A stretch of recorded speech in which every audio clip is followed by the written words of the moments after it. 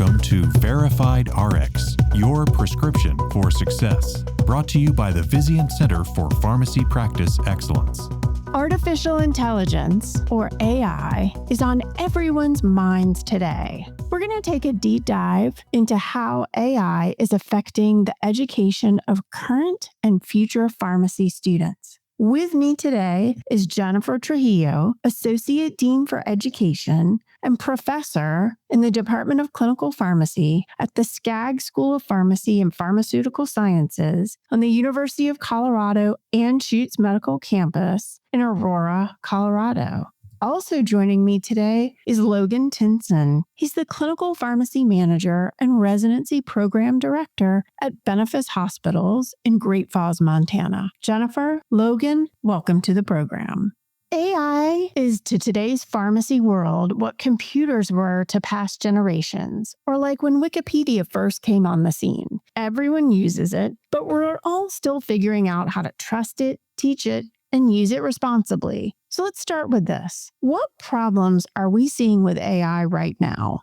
The problems that we're seeing with AI right now is we don't know what we don't know. We don't fully understand how to use it in practice yet. Right now, there's fear of AI coming for all of our jobs. So there's this, no, we need to completely resist AI. And then there is this other side of the coin that says AI is really cool and it can do so much and we're going to let it do whatever it wants to do. There's a little bit of an in-between that we need to figure out how to get to the in-between. That's where we need to figure out is of this unknown is how do we become more comfortable with what it can do and what we feel like we're okay with it doing. So it's another tool in the toolbox. How do we use it for what we need to use it for?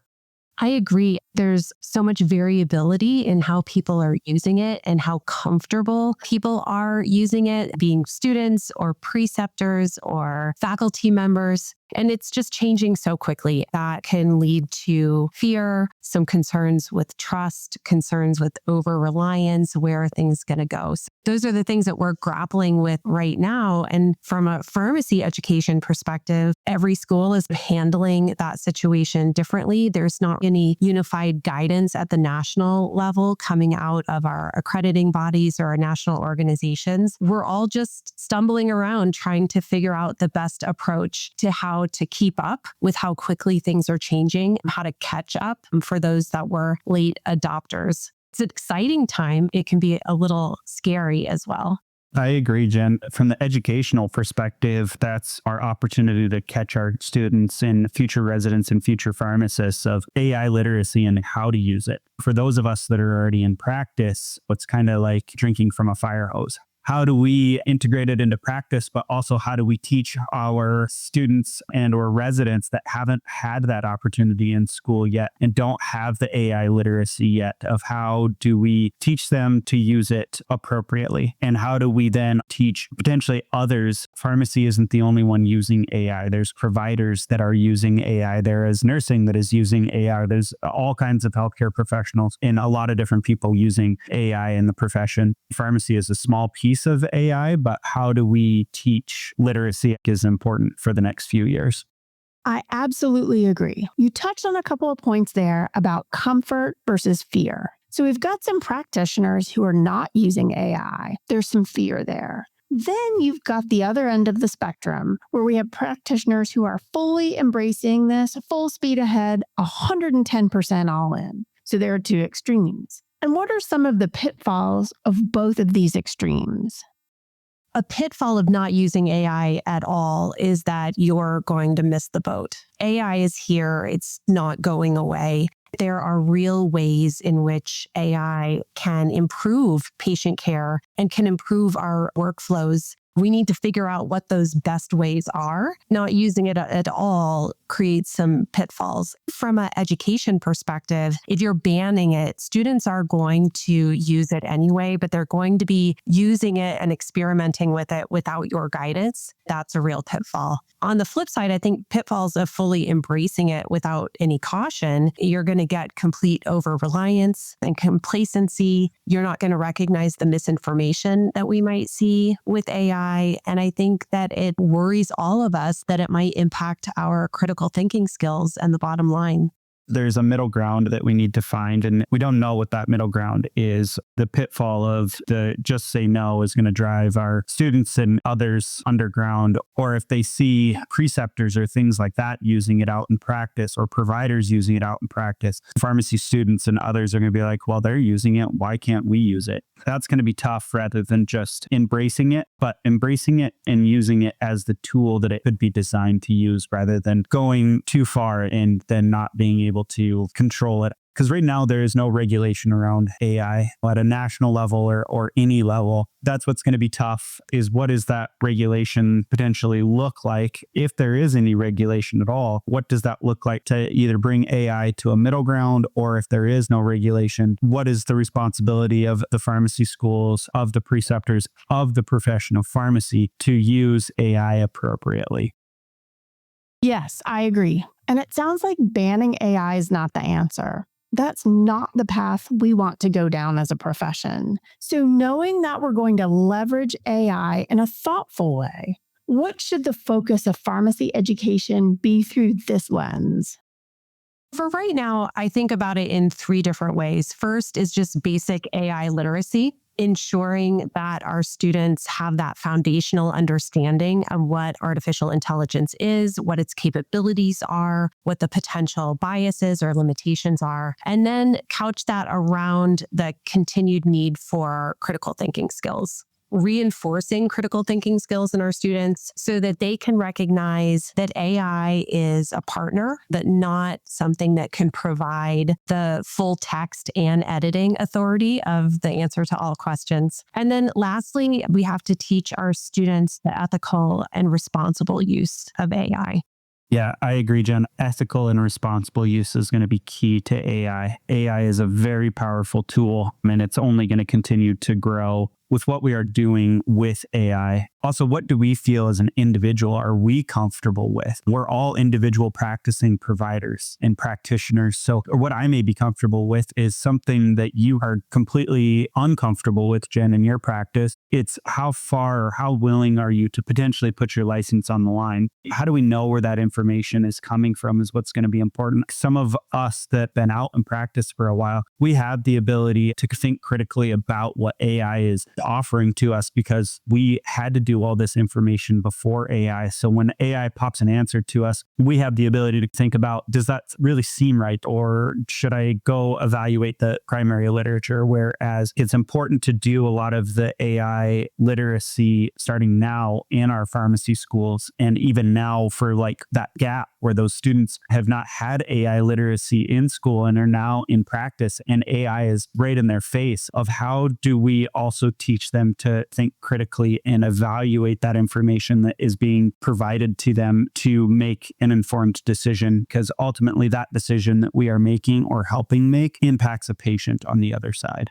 Logan, I think it's a really great point because since we're in our infancy stage with AI, everyone is teaching and learning about what AI literacy is. And in my mind, AI literacy is recognizing the limitations of AI, when it can be used well, when it might not be so effective or correct. It's easiest to learn AI literacy when you're playing around with AI in an area where you're an expert. That's when you can put a question into AI and you can critically evaluate the output that you got, and you can see the holes or the flaws. Since now we're trying to teach AI literacy to our current pharmacy students, we're teaching them in the setting of pharmacy content, and they're not clinical experts in that space yet. So it's challenging to teach them AI literacy in this area that they haven't gained expertise in. Just like what you were describing, you and your fellow practitioners are able to see those holes in the AI response that you get, whereas a pharmacy student may have more challenges.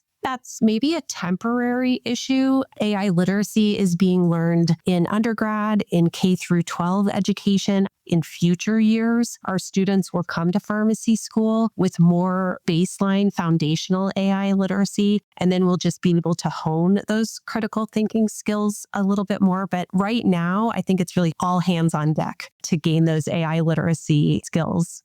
That's a big piece. For now, at least in my practice, in my preceptors' practice, they don't know AI yet, and they're just dipping their toe in the water as well. When we are having students or residents using AI, it's very much helicopter parenting, because ultimately we as the pharmacists are responsible for the decisions that these students and residents are making. So it's kind of like trust but verified, letting them spread their wings a little bit too. And so the way we're combating that in practice right now is just tell us when you're using AI. It's fine. We don't care that you're doing it, but just tell us when you're doing it. That way we can help you critically evaluate the information that you're putting out there and tell you why that may or may not be correct. That reminds me, Logan, the New England Journal of Medicine had a really nice publication. I think it was in August of this year, and it was focused towards experiential trainees and preceptors and trying to illustrate a process that preceptors could go through to help mentor students in a way you were just describing. When you see that a student may have used AI to help them come up with an answer to a drug information question, it's finding ways to mentor them, to continue to have them critically evaluate the output that AI gave them so that they can see the partnership between AI and what they bring to the table as the human clinician.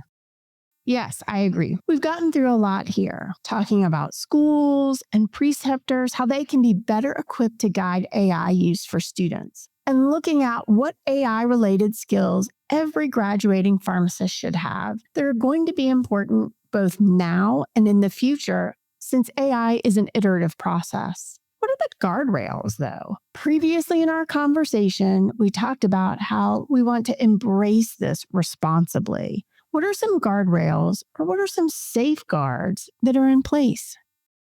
At my institution, we developed a guidance document for the responsible and ethical use of AI. One of the things that we heard loud and clear from our students is they want to know whether it is okay for them to use AI in their courses or on their rotations, or if it's not, if it's okay in some situations or it's not, and how to use it correctly. Students are good students. They want to do the right thing. They just want to have clarity on expectations. We have a safe and responsible ethical use document, which we share with all of our students, all of our faculty, and all of our preceptors that provides some of those guardrails. It is never okay to put patient information into an AI tool. So just some basic guardrail information like that. We also have syllabus policies as well related to using AI for assignments, when it's okay to use them and when it's not. And then lastly, we are limited to only using one AI tool that the campus believes can be safe and effective in the way in which our university faculty and students need to use it. Yeah, Jen, that's good from an academia standpoint. From my standpoint, it's going to be out in practice and how in health system practice. I can't speak to how retail or things like that may adopt the using of AI. It's great that you guys have policy documents and guiding documents. That should be amongst all pharmacy schools or even health systems and stuff across the country, of some basic guidelines of how is AI used. Because I heard that this weekend from the students that I talked to from my visit at the board of advisors for my pharmacy school here in my state, of they want to know how to use it correctly. They're already recognizing that it's a tool, but they're still trying to figure out how to use it. Putting up those guidelines is important. What we will naturally see is different organizations, either from academia's standpoint or even just practicing areas, as to what AI tool will be allowed. And that's probably not a bad thing, because those organizations will be able to vet that AI tool and be able to make sure that the information that is being fed to it is correctly, so it gives correct responses and helps make sure that correct responses are coming out. Because I think of AI right now as how many search engines were available to us when the internet first came out. And now I challenge people to tell me much thing outside of Google or Yahoo. Not very many people know search engines outside of those. AI will eventually become the same thing. You have your Google AI, you have Copilot with Microsoft. So eventually that will naturally become its own guardrail in and of itself. There won't be so many companies on the market that are providing AI information, or these organizations will partner with AI tools of their own that they can vet and make sure that information that is being fed to them is correct, and that the information that is being given is also correct. Yes, this has been a lot to unpack. We're moving towards thoughtfully embracing AI at a critical time, particularly for pharmacy students right now who are both learning how to be a pharmacist and learning how to be a good steward of AI. While those of us in practice are also still well into that steep AI learning curve. If you could leave pharmacy educators and students with one takeaway about AI right now in this critical moment in time, what would it be? Embrace AI. It's a new tool. It's a fun, exciting time of how it's going to be changing pharmacy, but just healthcare in general, from all the way down to drug development and things like that. AI is very powerful and it's going to transcend healthcare. It's important for us to embrace it and adopt it ethically and responsibly. I agree. Advice that I give to my kids is with most things, you want to be no more than one standard deviation away from the mean. And I think about that for AI. You don't want to be the person that fears it and won't use it at all. And you also don't want to be the person that blindly embraces it across the board for all things. Instead, figuring out how to partner with it using your human skills, judgment, your curiosity, your critical appraisal, and your ethics. Because AI is not going to replace us, but we have to know how to harness AI with our own human skills to create the best product. Definitely agree. Well, thank you so much, Jennifer and Logan. This has been terrific. Join us for more Verified RX podcasts. Subscribe today. Like us. Send us your comments. We'd love to hear from you. Verified RX is a prescription for success and is brought to you by the Vizient Center for Pharmacy Practice Excellence. Thanks for listening.